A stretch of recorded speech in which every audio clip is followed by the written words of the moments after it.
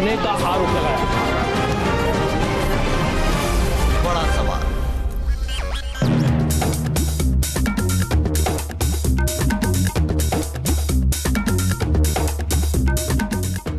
नमस्कार, आपके साथ मैं हूं विद्यानाथ झा। शाम के 5 बज गए हैं और वक्त हो गया है बड़ा सवाल का, और मेरे साथ मेरे वरिष्ठ सहयोगी अजय कुमार भी जुड़े हुए हैं। सर, धन्यवाद। और आज का जो बड़ा सवाल हम लेकर आपके सामने उपस्थित हैं, क्या मोदी विरोधियों की कथनी और करनी में अंतर है? और वो इसलिए क्योंकि प्रधानमंत्री नरेंद्र मोदी ने न सिर्फ रैलियों में इस बात को स्पष्ट कहा है, बल्कि सीधे तौर पर कांग्रेस पर आरोप भी लगा रहे हैं। इसके साथ साथ ये सवाल भी उठ खड़ा होता है, गौ संरक्षण को लेकर कांग्रेस की मंशा पर आखिरकार क्यों सवाल उठाए जा रहे हैं?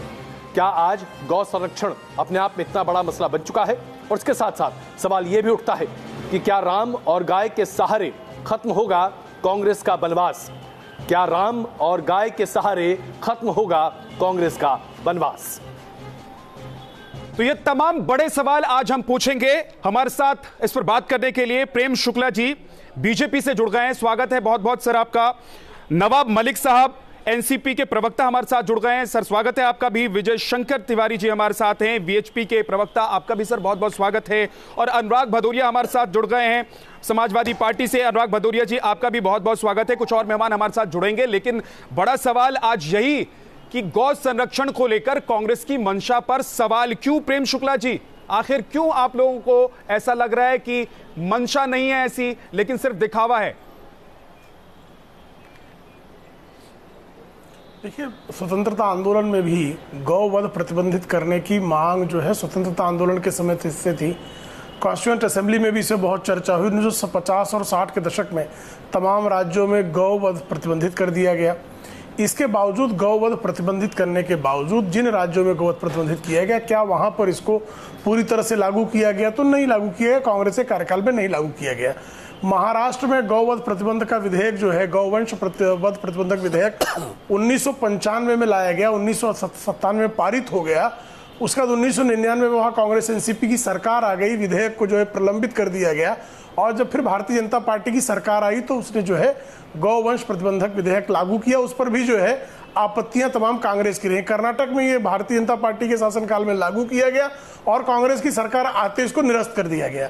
तो जिन लोगों ने गौवंश वध प्रतिबंधक विधेयक को लागू करने में लगातार जो है ढिलाई बरती है, या उसका विरोध किया है, या उसको निरस्त किया है, और जो लोग जो है केरल में गाय काटकर राजनीति करते हैं, वो जब मध्य प्रदेश में आकर गौवंश संरक्षण की बात करते हैं तो स्वाभाविक तौर पर उनसे सवाल पूछा जाएगा, और ये सवाल पूछे जाने पर उनको उसका उत्तर देना चाहिए। आज भी आपके चैनल पर आप मुझे पूरा विश्वास है कि आपने सवाल ये उठता है कि मध्य प्रदेश के चुनाव किया होगा, लेकिन आपके निमंत्रण पर वो क्या क्यों उठाना चाहते हैं? शामिल होने को तैयार है क्या?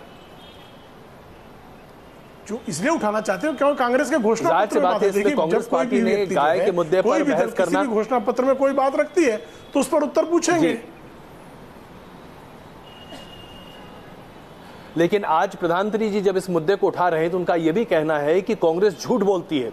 तो क्या आज भारतीय जनता पार्टी जनता के सामने यह कहना चाहती है कि कांग्रेस का कहना और करना ये दो अलग अलग बातें हैं? और खास करके गाय जैसे और गौ संरक्षण जैसे संवेदनशील मुद्दे पर क्या आपको लगता है कि कांग्रेस का दोहरा मानदंड स्पष्ट तौर से दिखाई दे रहा है? निश्चित तौर पर देखिए, पहली बार जब देवबंद में पंडित मदन मोहन मालवीय और पंडित मोतीलाल नेहरू गए थे, तब भी उनका गौवंश हत्या पर प्रतिबंध करने की बात मोतीलाल नेहरू किया करते थे। कॉन्स्टिट्यूएंट असेंबली में बातें उठी और उसके बाद किस तरह से उसको जो है राज्य की सूची में डाल दिया गया, इस विषय पर लंबा विमर्श किया जा सकता है। ईस्टर्न स्टेट्स को जो है, नॉर्थ ईस्टर्न स्टेट्स में से जब गौवंश हत्या पर जो है प्रतिबंधन के संदर्भ में कानूनों में ढिलाई बरती गई और उसको शेड्यूल 6 में लाया गया, उस पर भी एक बहस की जा सकती है कि उसके पीछे इरादा क्या था कांग्रेस का। और जिन राज्यों में गौवंश हत्या को प्रतिबंधित किया गया, उन राज्यों में भी स्पिरिट से लागू किया गया, लेटर एंड स्पिरिट पे लागू किया गया क्या? ये तो बहुत स्वाभाविक प्रश्न है। शुक्ला जी, तो ऐसे में जो है कांग्रेस को उस पर खुलकर विमर्श करना चाहिए। ठीक है सर, आप भदौरिया जी इस वक्त हमारे साथ हैं। अनुराग भदौरिया जी, क्या आज आपको वाकई में लगता है कि जो प्रधानमंत्री जोर देकर कहना चाहते हैं कि सिर्फ सच भारतीय जनता पार्टी बोलती है, विपक्ष झूठ का पिटारा है, झूठ का पिलिंदा है, क्या यह बात सत्य है?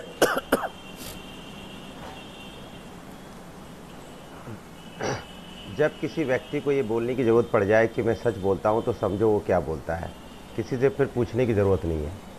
इतनी लंबी लंबी बातें भारतीय जनता पार्टी कर रही है। 5 साल की सरकार से गो हत्या कानून बना देते, झंझट खत्म हो जाता है। इस राज्य उस राज्य की इतनी कहानी गढ़ने की ज़रूरत ही नहीं थी। आए थे पहले दिन, आप पार्लियामेंट में आते, बिल ले आते, गो हत्या कानून बना देते, देश में, पूरे देश में लागू हो जाता है। एक तरफ आप गो हत्या की बात करते हो, दूसरी तरफ आपके पारिकर जी कहते हैं कि यहाँ जितना मीट चाहिए और जिसको जितना चाहिए, ये गाय का जितना भी चाहिए हम उपलब्ध है, हम आपको उपलब्ध कराएंगे। उधर उनके गृह मंत्री, स्टेट गृह मंत्री किरण रिजिजू कहते मैं तो गाय मांस खाता हूँ और इसमें मुझे कोई रोक ले तो रोक के दिखाए कोई। तो आपके लोग गाय खाने की बात करें, आपके मुख्यमंत्री कहें गोवा की कि चाहे जितना चाहिए हम आपको सप्लाई देंगे, उसके बाद किस मुंह से भारतीय जनता पार्टी इसकी बात करती है? ठीक है, तो ये तो कैसा चेहरा हो गया जो शब्दों में नहीं यूज किया जा सकता। भदौरिया साहब, मैं आपके पास वापस आता हूं। प्रेम शुक्ला जी इसका जवाब दीजिए। प्रेम शुक्ला जी, क्योंकि उत्तर पूर्वी राज्यों में भी बीजेपी की सरकार है और वहां भी इस तरह की बातें कही जाती हैं। प्रेम शुक्ला जी। जी नहीं, अब अनुराग जी मुझे लगता सुनेंगे। देखिए, जो उत्तर प्रदेश में गौवंश हत्या प्रतिबंधित थी, वहां अवैध कसाई खाने समाजवादी पार्टी के शासन में खुलकर चल रहे थे कि नहीं चल रहे थे?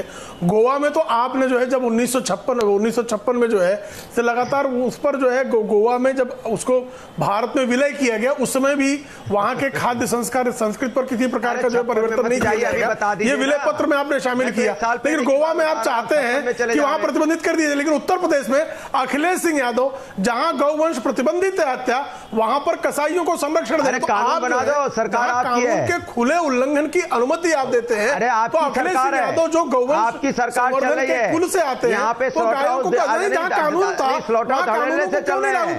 20 महीने से आपकी सरकार है, कृपा करके आपने बोला था मांगेंगे तो अखिलेश सिंह यादव जहां पर गौवंश प्रतिबंधित थी, वहां पर कसाईयों को 48% व्यापार बढ़ गया मीट का, 48% व्यापार बढ़ा दिया उत्तर प्रदेश का, एक्सपोर्ट बढ़ा दिया मीट का। और आप कह रहे थे मैं आपके पास अनुराग जी, प्रेम शुक्ला जी, अनुराग जी और प्रेम शुक्ला जी, मैं क्षमा चाहता हूं। अनुराग जी और प्रेम शुक्ला जी, अनुराग जी और प्रेम शुक्ला जी, नवाब मलिक साहब कुछ कहना चाह रहे हैं एनसीपी से। आइए जरा सुनते हैं वो क्या कह रहे हैं। नवाब मलिक साहब।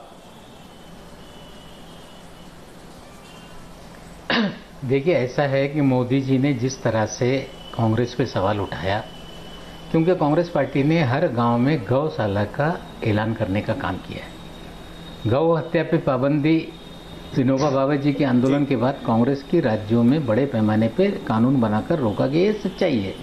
लेकिन गौशाला ना होने के कारण गायें खेत खलियान बर्बाद कर रही हैं, सड़कों पे घूम रही हैं। अगर हर गांव में गौशाला हो जाएगा तो खेत खलियान बचेंगे। एक अच्छा कार्यक्रम, सवाल उठाने की जरूरत नहीं थी। लेकिन अगर ये कांग्रेस का दोहरा चरित्र कहते हैं तो ये भी साफ हो रहा है कि त्रिपुरा में बीजेपी की सरकार, आसाम में बीजेपी की सरकार, नागालैंड में बीजेपी की सरकार, गोवा में बीजेपी की सरकार। क्यों नहीं मोदी जी कानून बनवा देते? क्यों नहीं वहाँ प्रतिबंध लागू करा देने का काम करते? दोहरा चरित्र तो भारतीय जनता पार्टी का है। काउ वर्ल्ड में बोलेंगे गाय गाय और अन्य राज्यों बोलेंगे खाए खाए। ये दोहरा चरित्र तो बीजेपी का सामने आ रहा है। दूसरों पे उंगली उठाने का नैतिक अधिकार भारतीय जनता पार्टी के पास है ही नहीं। गीता भट्ट जी, संघ परिवार के अनुसरण पर चलने वाली भारतीय जनता पार्टी का दोहरा चरित्र है एनसीपी, ये सीधे तौर पर कहती है। नहीं, मुझे लगता है कि एनसीपी ने भी ये स्पष्ट कर देना चाहिए कि इनका क्या चरित्र है। ये तो गौ हत्या प्रतिबंधक विधेयक को रोके पड़े थे और उसमें कांग्रेस की सरकार शामिल थी, तो महाराष्ट्र में आप क्यों रोके पड़े थे, इसका भी उत्तर दे दीजिए नवाब भाई। नवाब भाई, इसका जवाब दे ही दीजिए। मैं दे रहा हूं शुक्ला जी। ऐसा है कि महाराष्ट्र में जब कानून 70 के दशक में बना तो चर्चा करके गौ हत्या पर पाबंदी लगाई गई। आपने गौवंश के नाम पर जो बैल है उसको भी काटने पे पाबंदी का कानून बनाया। महाराष्ट्र का किसान अपने बैलों से खेती करता है, जब वो उम्र हो जाती है तो बेचकर नया बैल की जोड़ी लाता है। और कहीं ना कहीं किसानों के हक में फैसला था कि बैल के काटने पर पाबंदी नहीं होगी। और हम लोगों ने सोच समझ के फैसला किया था कि जो शुरुआत में हमने गौ हत्या पे पाबंदी लगाई थी वही कानून रहेगा। आपने तो लगा दिया पाबंदी बैल के काटने पर। भारतीय जनता पार्टी के बीड़ जिले के विधायक, कई बीजेपी के विधायक मांग कर रहे हैं कि बैल के काटने का पाबंदी हटाई जी, आप जवाब देना चाह रहे होंगे, लेकिन तस्लीम रहमानी हमारे साथ जुड़ गए हैं, उनको भी शामिल कर लेते हैं, उनको भी शामिल कर लेते हैं बहस में। तस्लीम रहमानी, आप कुछ कहना चाह रहे हैं, जल्दी से कह लीजिए, उसके बाद हम विजय शंकर जी के पास जाएंगे। तो भयंकर जो है आपका जो है चरित्र है। तस्लीम रहमानी। अजय, मैं ये कहना चाहता था कि आज की बहस बुनियादी तौर पर जो आज आपने मुद्दा उठाया है, वो मुद्दा एक्चुअली सिर्फ गाय पर आधारित नहीं है। वो राम और गाय दोनों का नाम लिया और कांग्रेस और बीजेपी की आपने बात की है। तो मैं समझता हूं कि आज चर्चा का विषय ये है कि कांग्रेस और भारतीय जनता पार्टी हिंदुत्व के मुद्दों पर, चाहे वो गाय हो चाहे वो राम मंदिर हो, उस पर कितना एक दूसरे से हो लगाए हुए हैं। असल सवाल ये है, और मैं एट द आउटसेट ये कह देना चाहता हूं कि कांग्रेस और भारतीय जनता पार्टी एक ही सिक्के के दो रुख हैं। ये हमेशा मैंने कहा है और आज भी कह रहा हूं, और अब वो बिल्कुल वाज़ेह होकर सामने आ रहा है। इस इलेक्शन कैंपेन में और इससे पहले भी कांग्रेस भी डिक्लेयर कर चुकी है कि वो सॉफ्ट हिंदुत्व की पार्टी है, वो हिंदुत्ववादी मुद्दों को लेकर आगे बढ़ेगी।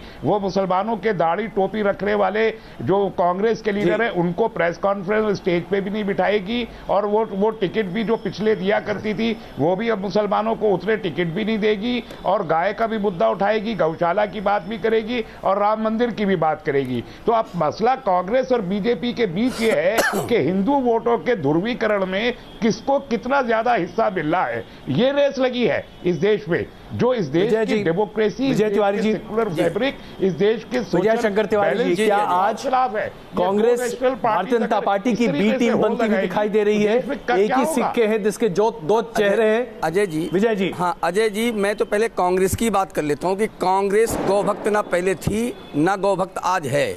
1966 में उसका चेहरा देश के सामने था। अब मैं गायों की संख्या बता देता हूँ। 1951 में गाय 155 मिलियन थी और इसके बाद 2012 में 192 मिलियन थी। अब आप ये देखिए कि अब मनुष्य की आबादी, हम लोगों की आबादी 37 करोड़ से 125 करोड़ बढ़ गई, लेकिन वो कितने बढ़ी? और जहाँ तक भैंसों की मामला था 43 मिलियन से लेकर के वो 108 मिलियन हो गई। यानी गौवंश घटा औसतन। यानी गौवंश की अगर रक्षा की जाती, ये जो बड़ी बड़ी बातें कर रहे हैं कि प्रतिबंध लगा दिया, प्रतिबंध लगा दिया, इसके बाद भी गायें बड़े पैमाने पर कटती तो हमें किसानों की तरफ देखना पड़ेगा। सुनिए, भैंस ज्यादा दूध देती है। अजय जी, ये भैंस, ये गाय की जब बात करते हैं, गाय भी अच्छा दूध देती है, लेकिन गाय बहुत अच्छा दूध कैसे दें इसकी तरफ ध्यान देती तो ज्यादा अच्छा था, लेकिन ये ध्यान नहीं दिया गया। गायों को लगातार काटता जाएगा। आंख खोलकर ये कहते हैं ना, हमने सारे देश में प्रतिबंध लगाया है, तो 7 प्रदेश क्यों छोड़ दिए? 7 प्रदेश छोड़े तो उन्होंने ही। आखिर क्या रीजन था 7 प्रदेश छोड़ने का? मैं बोलना चाहता हूं। रहमानी साहब आप बोल लीजिएगा, मैं बोल लीजिएगा। मुझे पता है आप कांग्रेस के साथ खड़े होकर के गाय कटाने का काम करेंगे, वो कोई बात नहीं है, लेकिन मैं ये कहना चाहता हूं कि जो कांग्रेस आज मध्य प्रदेश में कह रही है गाय के मुंह बताता हूं, गाय का गोबर का उपयोग करेंगे। जब हम ये बात कर रहे थे कि गाय के मूत्र और गोबर का उपयोग करेंगे, तो वो हमें कहते थे ये गाय का मूत्र पिएंगे, ये गाय का गोबर खाएंगे। रहमानी साहब आप लोग उनके साथ खड़े हैं। हम जब ये कहते थे गाय के मूत्र की औषधियां बनती है, रहमानी साहब इसका छोटा जवाब दें, उसके बाद अनुराग भदौरिया जी के पास जा रहा हूं। गाय के मूत्र से फसलों को ठीक किया जा सकता है, गाय के गोबर से ठीक किया जा सकता है। कैंसर जैसे बात होगा। मैं बता देना चाहता हूं इनको, विजय शंकर तिवारी जी को, प्रेम शुक्ला जी को, कि इस देश में पहला लेजिस्लेशन गाय को काटने के खिलाफ जम्मू एंड कश्मीर में 1955 में आया था। इनको याद होना चाहिए। और उसके बाद तब से लेके अब तक 70 साल में जितनी सरकारें कांग्रेस की थी, गौकशी पे पाबंदी के खिलाफ एक्ट सारी कांग्रेस सरकारों ने पास किए। दिल्ली में 1959 में बन गया था गौकशी के खिलाफ केस, हरियाणा में बन गया था। ये भारतीय जनता पार्टी और जनता क्यों छोड़ दिए? और जब से सरकार में आए हैं हम इनसे कह रहे हैं त्रिपुरा की बात, नागालैंड की बात, इनको क्यों छोड़ दिया? इनको क्यों छोड़ दिया बताइए। गीता भट्ट जी को शामिल करो। गीता भट्ट जी, और इन सबसे पूछना चाहता हूं मलिक साहब से कि पूर्वोत्तर क्षेत्रों में गोवा में कानून क्यों नहीं बनाया गया? अजय जी, गायों को क्यों काट दिया गया?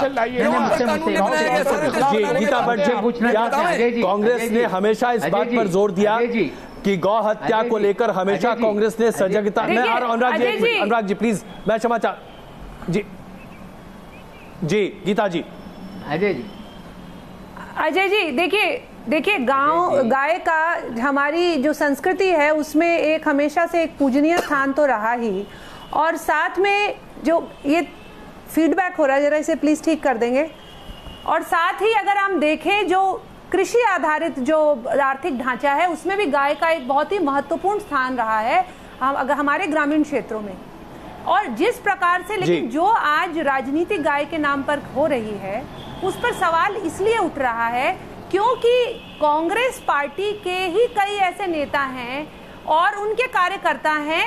ये मतलब हम जो है राज्य की कोई बात नहीं कर रहे कि राज्य के कानूनों के अलावा जो पार्टी के कार्यकर्ता हैं अगर वो सड़क पे उतरकर केरल में बीफ पार्टी करेंगे, एक जनसभा कर वहां पे जो है गाय को सामने काट रहे हैं, इतना ऐसा अभद्र व्यवहार कर रहे हैं गीता जी, लेकिन हम सब जानते हैं कि केरल में बीफ खाने की परिपाटी है, तो क्या इसका हम विरोध कर सकते हैं? क्या इसे एक राजनीतिक मसला बना सकते हैं? इसलिए उनके दोहरे मापदंड नहीं, तो किसने किया? केरल में अजय जी, प्रश्न ये है कि उनके कार्यकर्ता इसको वहाँ एक फेस्टिवल के रूप में मना रहे थे, कांग्रेस के कार्यकर्ता। हिंदुस्तान में कम्युनल इशू नहीं बना हुआ। गीता जी जवाब देना चाह रहे हैं। नवाब मलिक आपको जवाब देना चाह रहे हैं, जरा सुन लीजिए वो क्या कह रहे हैं। नवाब मलिक जी आप बोलिए। मापदंड है उनके, ठीक है, कांग्रेस लेकिन सड़कों पर जो गायें घूमती हैं उनके लिए क्या हो रहा है? ये राजनीतिक मुद्दा तो बना लेती है गीता जी पार्टियां, लेकिन सड़कों पर जो आए दिन गाय हादसे का शिकार हो जाती है उनके लिए क्या कुछ हो रहा है? नवाब मलिक कुछ कहना चाह रहे हैं। नवाब मलिक जी बोलिए। वासुदेवन नायर ने की थी केरल में, होती है तो आप देखिए कि सारे ऐसा है कि विजय तिवारी जी ने ये सवाल हमसे पूछा है सिर्फ इसलिए कि आपने कानून क्यों नहीं बनाया। ठीक है, हमने कानून नहीं बनाया। क्या किसी ने आज तो आपकी सरकार गोवा में है, आज तो आपकी सरकार मेघालय में है, आज तो आपकी सरकार त्रिपुरा में है, आज तो आपकी सरकार आसाम में है। आप कानून बना लेते, कोई रोक रहा है क्या? दोहरा चरित्र बीजेपी का है। जहां तक गाय को लेके वीर सावरकर जी एक हिंदुत्ववादी नेता है, हिंदू आइकॉन प्रेम शुक्ला जी जाते हैं। स्वामी विवेकानंद जी एक हिंदुत्ववादी आइकॉन है, ये समझना पड़ेगा। जरा सुनिए, एक बात मैं पढ़ के सुना दूं। ये किताब है वर्क ऑफ स्वामी विवेकानंद, जो आयुर्वेदा आश्रम ने प्रकाशित किया है कलकत्ता से। उस किताब में जो वहां पर मदुराई का भाषण है उसको प्रकाशित किया गया है। वो विवेकानंद जी क्या कह रहे हैं? There was a time in very India no Brahmin could remain Brahmin without eating beef. ये किताब में लिखा हुआ है, ये विवेकानंद जी का भाषण है। सावरकर जी कहते हैं कि गाय एक उपयुक्त प्राणी है, उसके खाने पे कोई आपत्ति नहीं होनी चाहिए। इसका जवाब दें। तो इसका धर्म से लेना देना नहीं है। हम किसान हैं, एग्रीकल्चर नस्ल के लोग हैं, गाय की रक्षा हो इसलिए ये बंदी लगाई गई। ये सच्चाई है, विवेकानंद जी भी कह रहे हैं। गाय की हत्या बंद हो इसके हम समर्थक करते हैं। प्रेम शुक्ला जी, भारतीय जनता पार्टी का दोहरा चरित्र, उसके साथ साथ विवेकानंद जी के भाषण को कोट कर नवाब मलिक जी आपके ऊपर सवाल खड़े कर रहे हैं। प्रेम शुक्ला जी, धर्म का चश्मा पहनकर लोगों को गुमराह करने का काम बीजेपी और परिवार के लोग करते हैं। नहीं, ठीक, आराम से। नहीं, मुझे कृपा करके बताइए, पहला तो दोहरा चरित्र, अगर ये मानदंड माना जाए तो पहला दोहरा चरित्र पंडित नेहरू का निकला। पहला दोहरा चरित्र पंडित नेहरू का कहा जाएगा कि आप गौ हत्या जो है 8 स्टेट में गौ हत्या प्रतिबंधक विधेयक नहीं लगाते हैं और शेष स्टेट्स में लगाते हैं। आप उसको राज्य की सूची में रखते हैं, केंद्र की सूची में, संविधान में नहीं रखते। तो पहले नवाब मलिक ये स्वीकारें कि पंडित नेहरू दोगले चरित्र के व्यक्ति थे, क्या इसको स्वीकारते हैं? दूसरा प्रश्न इनका ये है जो वेदों के संदर्भ में कहा जाता है। देखिए, अभी आप जो है पहले इस्लाम आने के पहले जो मुसलमान थे वो जो है किसी जमाने में जो है मूर्ति पूजक होते थे। तो क्या आप नवाब मलिक चूंकि इस्लाम के पूर्वज मूर्ति पूजक थे इसलिए क्या आज जो है मुसलमान मूर्ति पूजा करेगा? तो यदि किसी काल में किसी कालखंड में यदि सवाल ये है ना कि चुनाव के वक्त में राम और गाय की याद आती है और 5 साल जब तक सत्ता में रहते हैं उस वक्त राम और गाय की याद क्यों नहीं आती है? किसको याद आई है? सवाल ये भी है। नहीं, राम और गाय की याद किसको आई? कांग्रेस को याद आई ना। आपके सवाल हमको गाय के संदर्भ में हमारी नीति जनसंघ के जमाने से स्पष्ट है। अनुराग भदौरिया जवाब दीजिए, उसके बाद ब्रेक पर जाना हमारी मजबूरी है। याद आया? अनुराग भदौरिया संक्षेप में जवाब दीजिएगा, ब्रेक से लौटेंगे तो फिर बात करेंगे।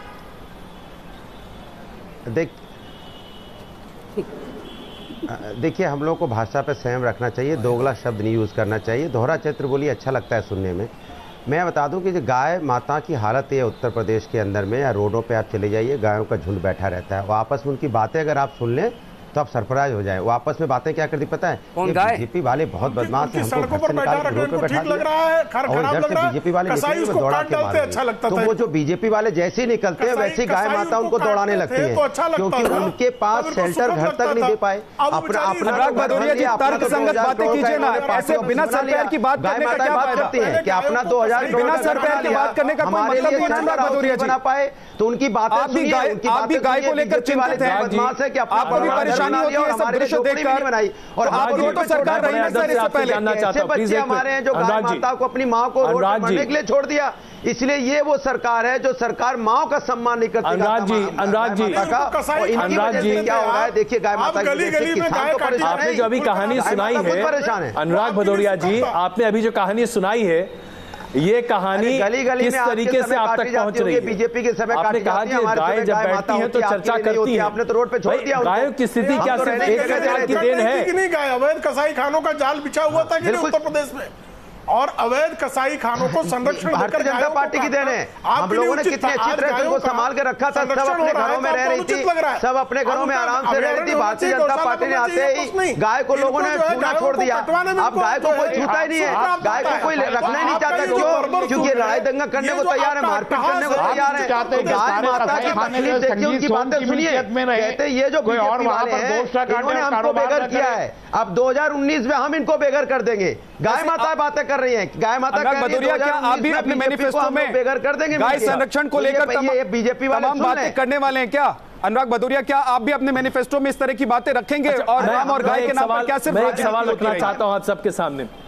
अच्छा एक चीज विजय जी, विजय जी, इससे पहले कि हम ब्रेक लें, अच्छा एक चीज बताइए, इससे पहले कि हम ब्रेक लें, जब इतनी बातें हो रही हैं तो विजय जी पूरे देश भर में सम्मान तो माँ का सम्मान होता है, मैनिफेस्टो में लोग लेके आते हैं क्योंकि सम्मान करना नहीं जानते, क्यों ना राम का सम्मान करते हैं, न माँ का सम्मान करते हैं, गाय माता का सम्मान कर रहे होते तो बोलने की जरूरत थोड़ी पड़ती है। ये तो अंदर की बात होती है कि भगवान का सम्मान करते हैं, आस्था को गाय माता। सुन लीजिए भदौरिया यार, बड़ा सवाल आप देख रहे हैं और हम पूछ रहे हैं कि क्या मोदी विरोधियों की कथनी और करनी में अंतर है? सवाल यह भी कि गाय पर सियासी गदर जो मचा है, क्या सिर्फ चुनाव के लिए है, चुनावी दिखावे के लिए? और इस पर हम बात कर रहे हैं। हमारे साथ विजय शंकर तिवारी जी हैं स्टूडियो में। विजय शंकर तिवारी जी, ब्रेक से पहले आप कुछ कहना चाह रहे थे, लेकिन उसके साथ मैं एक सवाल जोड़ देता हूं सर, कि 4.5 साल बीत गए, कम से कम केंद्र सरकार के, एक तरफ गाय दूसरी तरफ राम की बात कर लें, बहुत कुछ हो सकता था। कई राज्यों में बीजेपी की सरकार है, तो क्यों ना लोग ये कहें कि सिर्फ बातें होती हैं, होता कुछ नहीं है? क्या कुछ होता है क्या सर? मैं अजय जी की और आपकी दोनों की बातों को उत्तर देता हूं जी। उत्तर यह है कि एक तो मैं राजनीतिक व्यक्ति नहीं हूं, बिना वोटों की हानि लाभ की सोचे मैं बात कर रहा हूं। पूरे देश में समान रूप से गौ संरक्षण के लिए विधेयक पास होना चाहिए, कानून बनाना चाहिए और गाय नहीं कटनी चाहिए। ये पूरे देश में कोई भी राजनीतिक पार्टी है उसको ये करना चाहिए, ये मेरा स्पष्ट मत है अजय जी। लेकिन विडंबना यह है कि आज गायों का संरक्षण नहीं हुआ, उसके लिए किसान आत्महत्या कर रहे हैं। अगर गाय किसान के पास होती, गाय बची होती, तो आज किसान आत्महत्या नहीं कर रहे होते। किसान आत्महत्या कर रहा है, उसके पीछे के पीछे सारे दोषी वो लोग हैं जो लोग गायों के तस्करों के साथ खड़े होते हैं। सुन लीजिए दूसरी बात, अगर गाय बची होती है तमाम राज्यों में बीजेपी की सरकार, अगर गाय बची होती देश में असमय कैंसर से लोग नहीं मर रहे होते, नहीं मर रहे होते। उसके पीछे सारे के सारे दोषी रहमानी जैसे लोग हैं। आज देश में लोग कैंसर से मर रहे हैं, ये दोषी है। आज लोग आत्महत्या कर रहे हैं किसान, ये दोषी है। अगर गाय बची होती, आज लोग आत्महत्या नहीं कर रहे होते, कैंसर से नहीं मर रहे होते। दूसरी बात, उत्तर प्रदेश में गाय के तस्कर रहमानी आप क्या कहना चाहते हैं? तो ये आप उसको डाइल्यूट कर रहे हैं, गायों को बचा कौन रहा है और मारने के लिए प्रेरित कौन कर रहा है? रहमानी मैं बताता हूँ कौन बचा रहा है गाय को, मैं बताता हूँ आपको। अजय सुनिए, आप लोग हैं, अगर गाय बची होती और गौ तस्करों के साथ आप नहीं खड़े होते, मैं बताता हूँ गाय कैसे बची। कैंसर से नहीं मर रहे होते। हाँ सुनिए, आप सुनिए गाय कैसे बची। तो उसके बाबरी पढ़िए और फतावे जहांगीरी पढ़िए, जहाँ पूरे मुस्लिम काल में गौ कशी पे पाबंदी लगा के रखी गई इस देश में। आजाद हो जाने के बाद कश्मीर में सबसे पहले पाबंदी मुस्लिम स्टेट में लगी, कश्मीर में, और उसके बाद पूरे मुल्क में लगी। और आज हम कहते हैं सेंट्रल लेजिस्लेशन लाइए। एक मानक ये है। दूसरा मानक ये है कि इस देश में गाय के गोश्त को एक्सपोर्ट करने वाली सारी बड़ी कंपनियां जैनियों के हाथ में हैं, बनियों के हाथ में है, पंडितों के हाथ में है, जो मुस्लिम नाम से कंपनियां बना के और गाय के गोश्त का एक्सपोर्ट करते हैं। यहाँ पर गाय के कोई अनुमति नहीं। हम कह रहे इस मुद्दे पर आप क्या कहना चाहेंगे? क्या आपको लगता है कि आज हिंदुस्तान में गौ मांस विदेश में बेचने का काम बड़े पैमाने पर हिंदू लोग ही कर रहे हैं और गाय के संरक्षण की बात हो रही है? नवाब मलिक साहब, चंदा लेते उत्तर प्रदेश में गौ कशी के खिलाफ जो बात नहीं की, बल्कि इन्होंने लाइसेंस समझ में भी आएगी लोगों की। तो हम लोग बोलते चले जाएंगे, डॉक्टर मैं आग्रह कर रहा हूँ आप सबसे कृपा करके नवाब मलिक को इसका जवाब देने दें प्लीज। अजय कुमार जी, नवाब मलिक साहब जी। देखिए अजय कुमार जी, मैं आपके सवाल का जवाब देता हूं। पंडित प्रेम शुक्ला जी ने इससे पहले इस्लाम को लेके कुछ बात कही। मैं उन्हें पहले बता दूं कि आदम से लेके ईसा मसीह तक, ईसा मसीह से लेकर पैगंबर मोहम्मद तक मूर्ति पूजक कोई भी इस्लाम में माइथोलॉजी नहीं रही है, ये सच्चाई है। यहाँ तक गौ मांस के एक्सपोर्ट का सवाल है तो रहमानी साहब थोड़ा सा कंफ्यूजन पैदा कर रहे हैं। जो एक्सपोर्ट हो रहा है वो बीफ है, वो भैंस का। जरा सुनिए ना, बड़ी बात कर रहे हैं, जरा सुनिए ना पंडित जी जरा सुनिए। पंडित जी, ऐसा है कि जो मांस एक्सपोर्ट हो रहा है वो गाय का नहीं, भैंस का है। मोदी जी ये बोल रहे थे पिंक क्रांति है, यहाँ से गौ मांस एक्सपोर्ट हो रहा है, उस वक्त ये सवाल खड़ा कर रहे थे। लेकिन मोदी जी के आने के बाद बीफ के एक्सपोर्ट में 40% बढ़ोतरी हुई है, ये सच्चाई है। एक्सपोर्ट करने वाली कंपनियां मुसलमानों की नहीं, ये भी सच्चाई है। दीगर कौमों को लोग बीफ एक्सपोर्ट करते हैं। दुनिया का सबसे ज़्यादा बीफ एक्सपोर्ट करने वाला देश भारत है, ये भी सच्चाई है। लेकिन वो गाय का मांस है ये मैं नहीं मानता, वो भैंस का मांस है जो एक्सपोर्ट हो रहा है, ये सच्चाई है। लेकिन जो लोग जैन बने हुए हैं वो भी अल कबीर के नाम से जैन आदमी भी बीफ का गोश्त जो है वो दुनिया में एक्सपोर्ट कर रहा है, ये सच्चाई है। लेकिन वो गाय का गोश्त नहीं, ये भी सच्चाई है। मलिक साहब, वो लोगों को धिक्कार है, चाहे वो जैन हो चाहे कोई भी हो, जो गौमांस का व्यापार करते हैं, काटते हैं, उनके लिए धिक्कार है। बहुत सही मलिक साहब, इस देश में जो है कोई भी हो गौ मांस का निर्यात नहीं होता है, इस सत्य पर रहमानी जी को स्वीकारना चाहिए। नवाब भाई ने बात सही कही है। दूसरा उसे मुद्दे की बात यह है कि देखिए मूर्ति पूजा जो है मक्का और मदीना में हजरत पैगंबर मोहम्मद साहब के आने के पहले, पैगंबर मोहम्मद साहब के इस्लाम की संस्थापना के पहले वहां पर मूर्ति पूजा की परंपरा थी, ये इतिहास है। इस इतिहास से कोई इंकार नहीं कर सकता।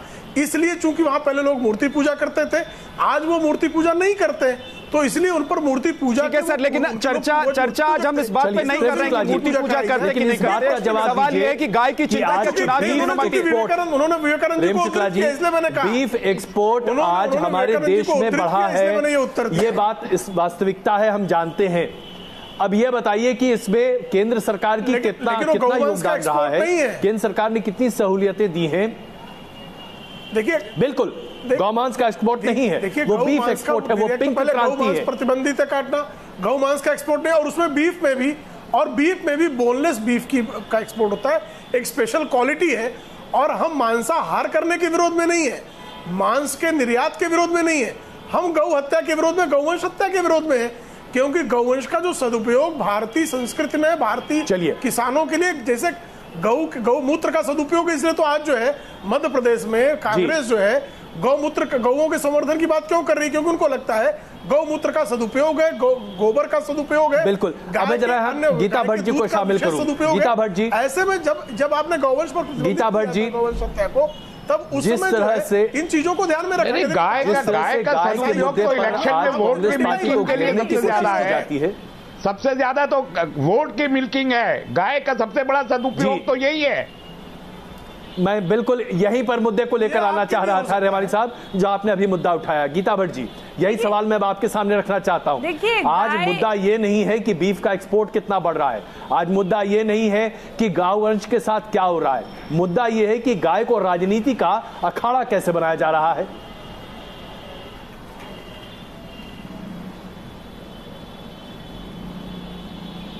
जी अजय जी, देखिए बिल्कुल जो गाय को आज जिस तरह से गाय के विषय को लेकर जो राजनीतिकरण बड़े लंबे समय से जो देश में चल रहा है, वो अचानक से ऐसा क्या हुआ? देखिए बार बार कांग्रेस के लोग आके कहते हैं कि जी हमने जितने भी जो एक्ट पास किए सरकारों में, हमने गौ संरक्षण के वो हमने किए, और जो है आज आप हम ही पे उंगली उठा रहे हैं।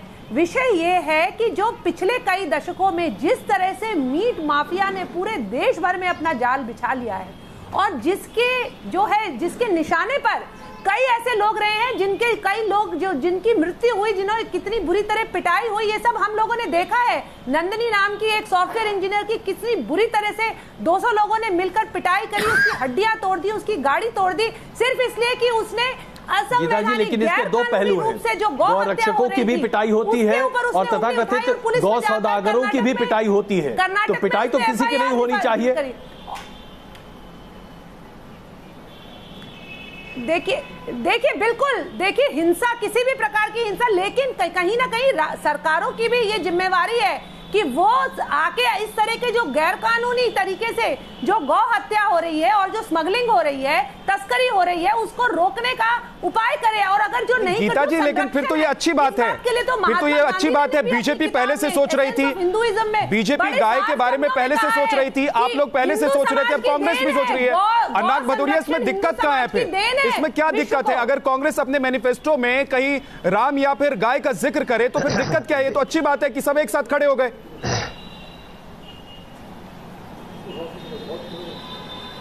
बिल्कुल, आपकी बात बिल्कुल सही है। भारतीय जनता पार्टी को तो कहना चाहिए कि भैया देश के अंदर में चलो ये गाय की बात करने लगे लोग, गाय रक्षा की बात करने लगे, तो अच्छी बात है ना, उसे तारीफ करनी चाहिए। उस पर चिल्लाने की क्या जरूरत है कि पहले ऐसा हुआ था? इसके मतलब आप गाय के हक में नहीं है, अब गाय राजनीतिक अखाड़ा है आपके लिए।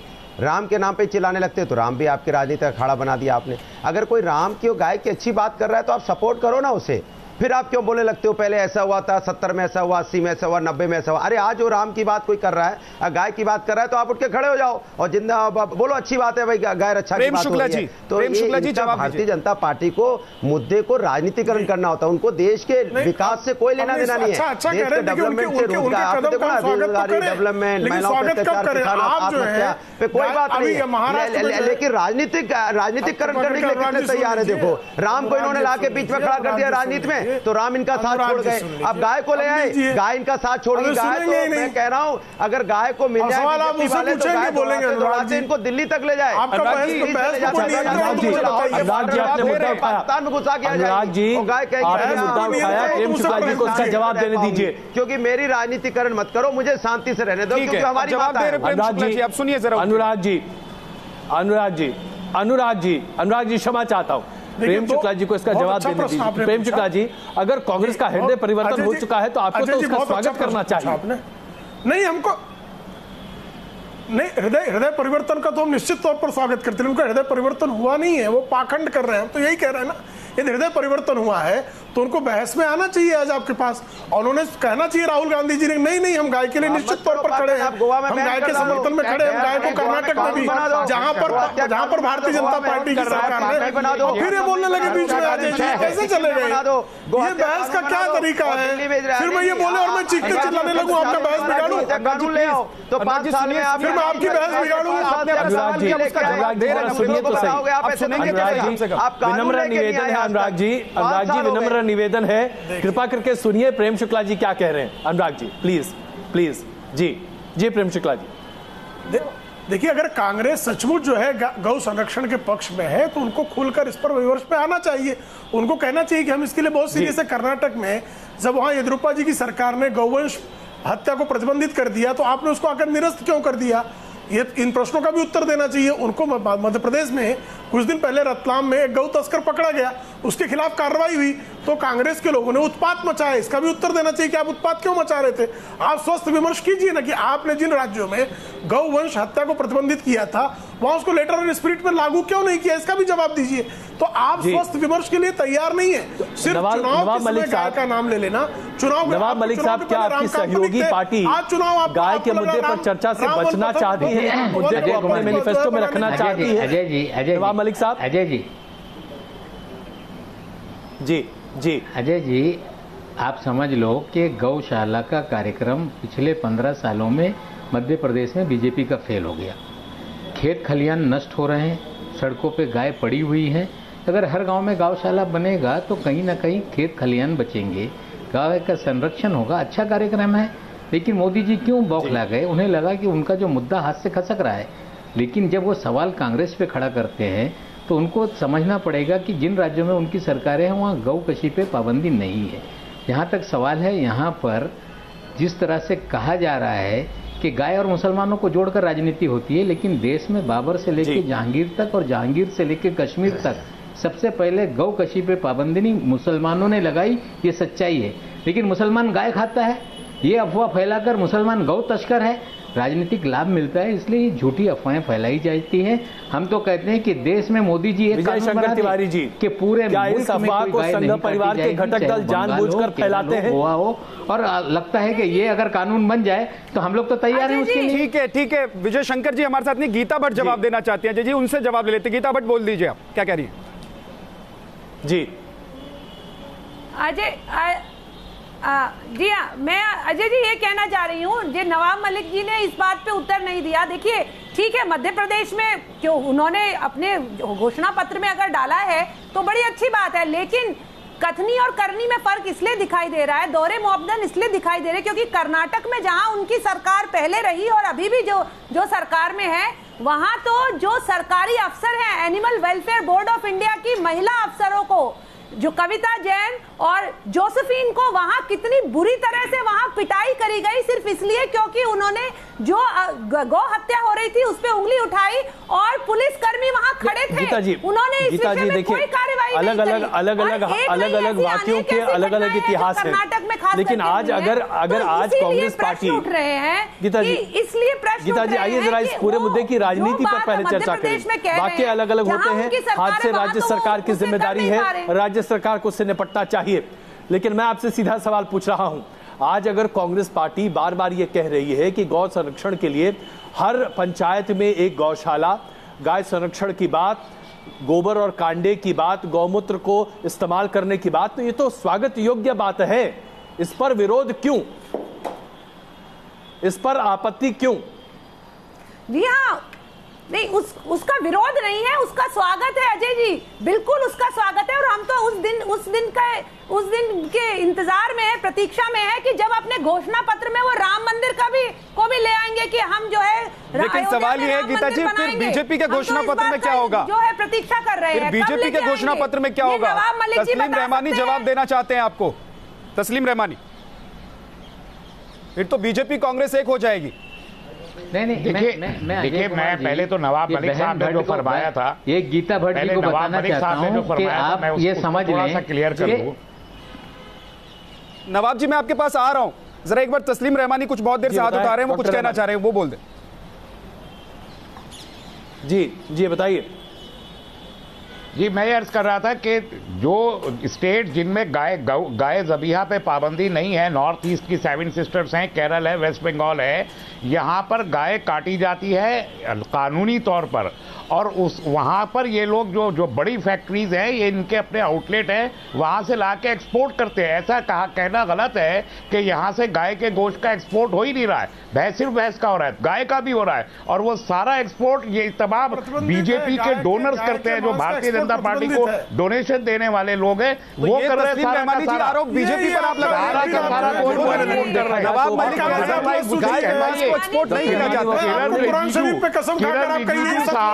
से कहलवाइए कि वो गाय का गोश्त नहीं खाते, वेंकैया नायडू जी से कहलवाइए कि वो गाय का गोश्त नहीं खाते। कहलवाइए। आप कहिए, आप क्यों नहीं कहते कि 7 स्टेट्स में किरण रिजिजू ने खुद कहा कि मैं गाय का गोश्त खाता हूँ, इनके होम मिनिस्टर है, मिनिस्टर स्टेट फॉर होम है, वो कहते हैं। इससे जाहिर होता है कि पॉलिसी करते हैं, दोगली पॉलिसी है इनकी। गाय से प्यार इनको नहीं है, मुसलमानों को गाय से प्यार रहा है। मुसलमानों ने गाय को तहफ़्फ़ुज़ किया है, मुसलमानों ने गाय को बचाया है, इन्होंने गाय को कारोबार किया है। नवाब मलिक साहब क्या कहना चाह रहे हैं?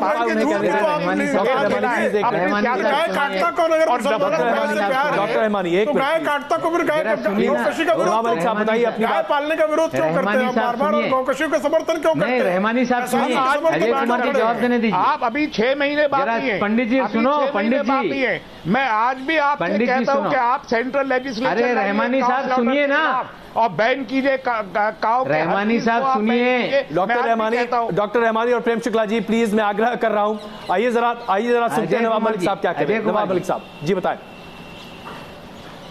जी जी देखिए रहमानी साहब, गाय का मांस एक्सपोर्ट नहीं होता इस देश से। गाय मांस पर एक्सपोर्ट पर पूरी तरह से पाबंदी है, सिर्फ भैंस का मांस एक्सपोर्ट होता है।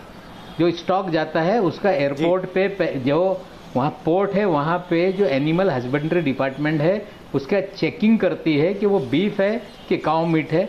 वो अगर भैंस का है तो ही एक्सपोर्ट होता है, गाय का मांस एक्सपोर्ट नहीं हो सकता। कानून है, चाहे बीजेपी की सरकार हो या यूपीए की पहली सरकार हो, ये सच्चाई है, स्वीकारना पड़ेगा। लेकिन जिस तरह से दोहरे चरित्र की बात है, हमारा सीधा कहना है कि एक देश एक कानून बनाइए, गौ हत्या पे देश भर में पाबंदी लगाइए। मोदी जी की सरकार देश में है, हम तो गोवा की बात नहीं करते, कानून बन जाए तो केरल और बंगाल में बंद हो जाएगा। अगर मोदी जी का अगर नीयत साफ है। प्रेम शुक्ला जी, सीधी चुनौती आज मोदी सरकार को, पूरे देश भर में कानून लागू कर दीजिए। गौशाला की बात, प्रेम शुक्ला जी क्या ये संभव है? ये भी इनका एक पाखंड है, ये भी एक इनका पाखंड है, ये भी इनका एक पाखंड है। अगर केंद्रीय किसी राज्य सूची है, वो केंद्र में ये पाखंड कैसे है? अरे पाखंड आप कर रहे हैं, तो आप कहलवाइए, आप अपने केंद्रीय मंत्रियों से सुन तो लो रहमानी, पाखंडी और अलकायदा के समर्थक जरा सुन लीजिए, अलकायदा के समर्थकों को जरा सुनना चाहिए, अलकायदा के समर्थकों को सुनने की आदत भी डालनी चाहिए। पार्टी का है अलकायदा के समर्थकों को सुनने की आदत वाइस प्रेसिडेंट, ये वाचिक आतंकवाद ठीक नहीं है, स्टेट में वाचिक आतंकवाद ठीक नहीं है, वाइस प्रेसिडेंट वाचिक आतंकवाद ठीक नहीं है। अब सुन लीजिए, अभी उत्तर देना नहीं चाहेंगे तो तय कर लिया इन्होंने, ये वाचिक आतंकवाद के समर्थक है। वाचिक अगर एक दूसरे की बात इसी तरह से काटते रहेंगे तो हम समझ नहीं पाएंगे। कह रहे हैं आप गाय के नाम पे आतंकवाद कृपया बंद कीजिए, आपके मंत्री गाय का गोश्त वाचिक आतंक और आप नहीं गाय काटेंगे, आप तो आपको गाय नहीं काटने देंगे, आप गाय काटेंगे, आपको लोग आके गौरक्षक पीटेंगे, फिर आप चीखेंगे, चिल्लाएंगे और हिंसा पर चर्चा होगी। आपके मंत्री गाय का गोश्त खाएंगे, मैं आग्रह कर रहा हूं, व्यक्तिगत टिप्पणियों से अगर हम बचे तो बहुत बेहतर होगा। अपने सभी पैनलिस्ट से आग्रह कर रहा हूं, व्यक्तिगत टिप्पणियां हम ना करें तो बेहतर होगा। अनुराग भदौरिया जी प्लीज, एक minute, Prem Shukla ji please please please, कसाईयों के टुकड़ों पर पलना बंद कर दें प्लीज प्लीज प्लीज, मैं आग्रह कर रहा हूं व्यक्तिगत टिप्पणियां हम ना करें, इनको कहने दीजिए, बेहतर होगा। मैं व्यक्तिगत टिप्पणी से किसी की डरता नहीं हूं और ना मुतासिर होता हूं, इनको कहने दीजिए, लेकिन इनका चरित्र और इनकी चाल सारा देश जानता है। मैं आग्रह कर रहा हूं डॉक्टर रहमानी, डॉक्टर रहमानी, मैं आग्रह कर रहा हूं, विनम्र आग्रह है मेरा, प्लीज मैं आइए हमें बहस पर रहने दीजिए।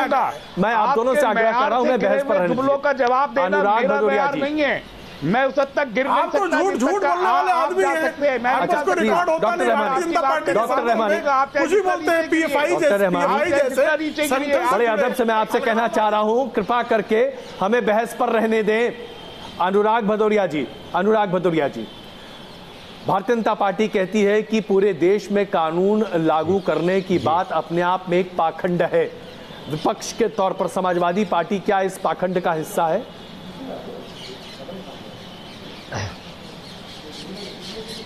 देखिए, भारतीय जनता पार्टी को तो आप जानते हो झूठे जुमले की पार्टी है, कोई कुछ भी कह देगी उससे, तो आप जानते हो, तो नाले से गैस निकाल लेती है, तो अब उसके बारे में क्या कहा जा सकता है? तो 15 लाख रुपए देने वाली थी जो नहीं आए, अपने बाप को मार के भगा देती है और पार्टी कब्जा कर लेती है, सीरियसली लेती ही नहीं है।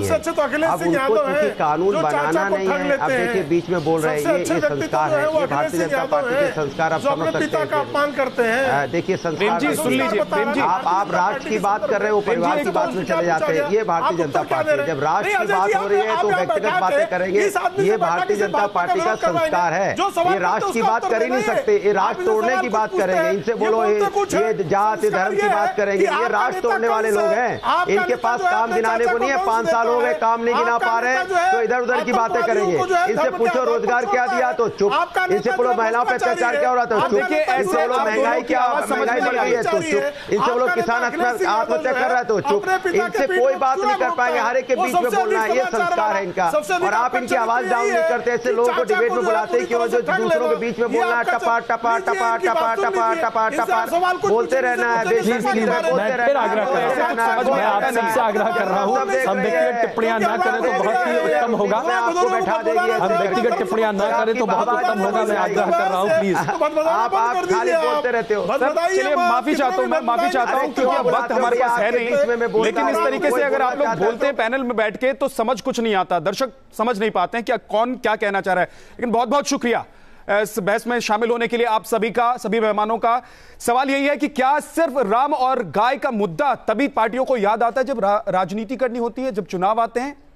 क्या फिर पूरे 5 साल जब सत्ता में होती है पार्टियां तब राम और गाय याद नहीं आते? इस बहस में इतना ही। बहुत बहुत शुक्रिया आप सभी मेहमानों का। अभी रुकना एक छोटे से ब्रेक के लिए, जल्द हाजिर होंगे कुछ और खबरें। आप रहिए हमारे साथ, देखते रहिए न्यूज़ नेशन। पुणे का आरोप लगा